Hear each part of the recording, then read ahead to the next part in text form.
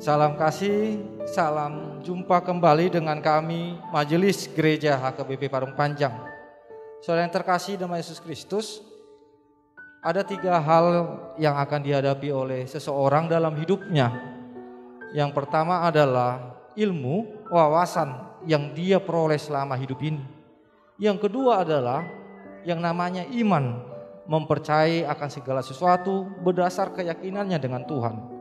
Yang ketiga adalah yang akan dihadapinya, yang diterima dalam hidupnya adalah penderitaan, tantangan dan cobaan, rintangan di tengah-tengah kehidupan ini. Yang menjadi persoalan adalah ketika penderitaan datang, apa yang dipakai oleh seseorang untuk menghadapinya. Karena jika dipakai ilmu, banyak orang-orang pintar yang tidak bisa menghadapi persoalan hidupnya menjadi putus asa dan bahkan bunuh diri.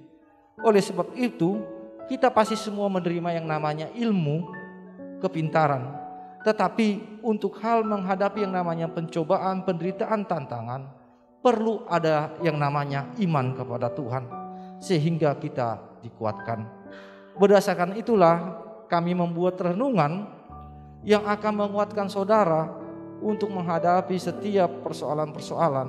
Dan biarlah melalui renungan ini saudara boleh menemukan jawaban-jawaban yang Tuhan berikan kepada saudara menghadapi setiap persoalan-persoalan kehidupan. Selamat menikmati renungan yang disampaikan oleh majelis gereja ini, dan biar renungan ini menjadi berkat bagi kita, bagi gereja kita juga. Amin.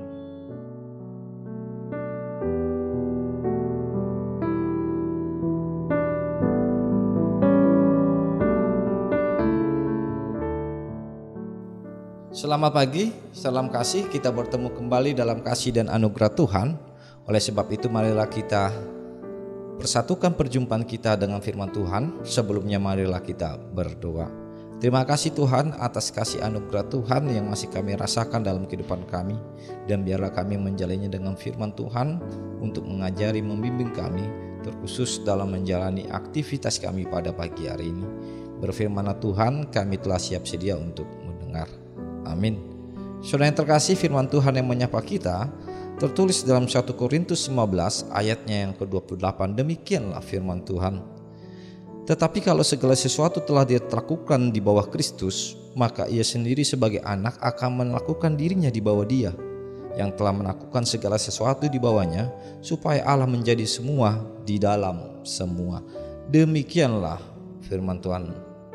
Saudara yang terkasih, sering sekali terbenak dalam pikiran kita, bahkan kadangkala kita mengatakan bahwa Allah masih bisa besar, Allah masih di luar jangkauan kita. Sehingga seringkali setiap datang persoalan, kita melihat bahwa Allah itu tidak ada. Bahkan di dalam bangsa Israel sendiri, sering sekali ketika sesuatu bangsa takluk kepada bangsa lain, atau dalam hal khusus bangsa Israel ketika takluk dengan bangsa Babel, orang itu sering mengatakan bahwa Allah itu juga dikalahkan oleh Allahnya Babel. Prinsip seperti itulah yang sering sekali kita dengar, bahwa jika dikatakan Allah besar, belum tentu besarnya itu seperti yang kita pikirkan. Sehingga dalam 1 Korintus 15 ayat 28 ini, bagaimana Rasul Paulus mengingatkan bahwa Allah lebih besar daripada segala sesuatu. Yang artinya bagaimana? Allah mengontrol segala sesuatu dan Allah bekerja di segala sesuatu. Tidak ada satupun yang dapat menghambat atau menggagalkan rencana Allah itu sendiri. Sebab Rasul Paulus meyakinkan bahwa rencana Allah telah sempurna di dalam Yesus Kristus atau dilakukan di bawah Kristus.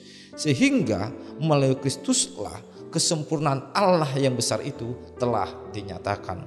Oleh sebab itu, firman Tuhan yang menyapa kita pada pagi hari ini mengingatkan kita, tidak ada yang tidak diketahui Allah di tengah-tengah kehidupan kita, dan tidak ada Allah yang lebih besar daripada Allah yang kita yakini saat ini.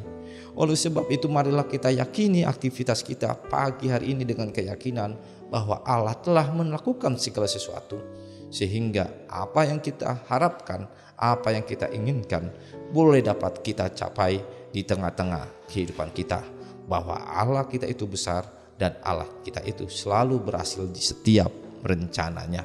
Amin. Kita berdoa. Terima kasih Tuhan atas firman Tuhan yang boleh menyapa kami, dan biarlah kami menyadari bahwa Allah itu besar, Allah yang menaklukkan segala sesuatu, dan tidak ada sesuatu pun yang dapat menghambatnya.